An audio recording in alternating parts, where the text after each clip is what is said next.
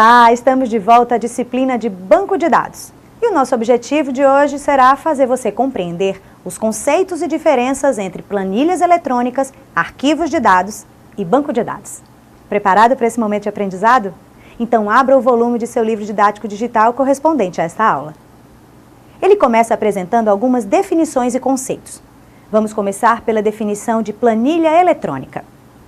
Podemos dizer que uma planilha eletrônica é um arquivo de dados através do qual se consegue fácil e rapidamente registrar, ordenar, agrupar e efetuar cálculos e outras operações com esses dados. Esses dados ficam armazenados e dispostos em forma de tabela, como veremos a seguir. Como você pode ver, os dados em uma planilha ficam armazenados em células, que podem ser referenciadas por um par de linha e coluna, como A1, B2, C3 e assim por diante. Dentro de uma dessas células é possível inserir um dado, como nome, telefone, salário ou ainda uma fórmula. Quer saber como podemos digitar uma fórmula em uma célula? É muito simples. Preste bem atenção. Vamos digitar o número 2 na célula A1. Para isso, é só posicionar o mouse por sobre a célula e começar a digitar. Após isso, vamos digitar o número 3 na célula A2. Agora, na célula A3, em vez de digitar um outro número, vamos pedir para a nossa planilha eletrônica calcular o resultado da soma de A1 com A2. É fácil. É só digitar uma fórmula, começando com o sinal de igual. Logo após esse sinal, vamos escrever a fórmula A1 mais A2. Pronto! Agora é só teclar um Enter. Gostou? Mas não para por aí. Experimente alterar qualquer valor das células A1 ou A2. Veja o que acontece. Tá vendo? O resultado é alterado automaticamente. Legal, né? Quer saber mais? Infelizmente, aprender a mexer com planilhas eletrônicas não é bem o foco da nossa aula. Nosso objetivo era apenas fazer você entender para que servem as planilhas eletrônicas.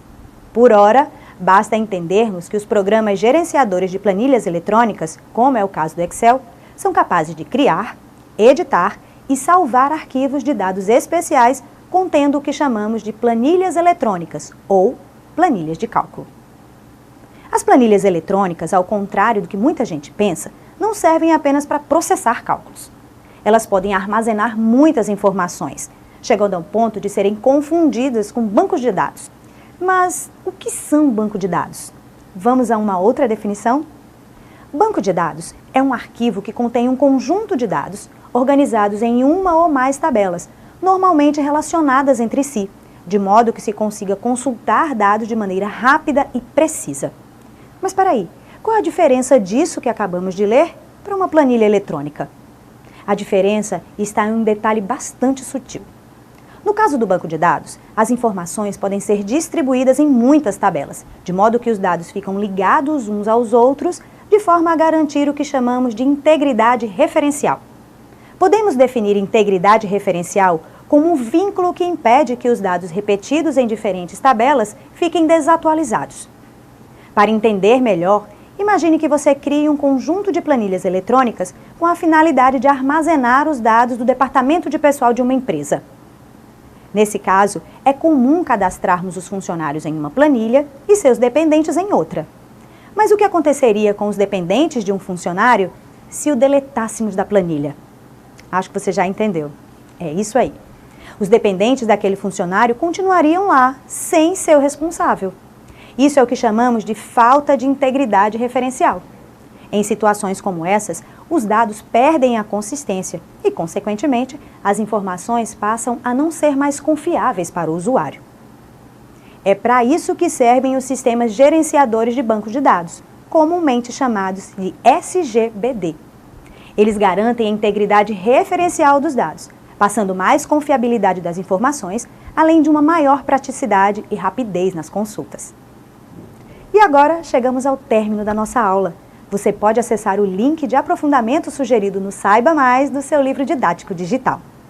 Não esqueça de fazer suas atividades e de testar seus conhecimentos através do questionário avaliativo. E não esqueça também de acessar o fórum de discussões.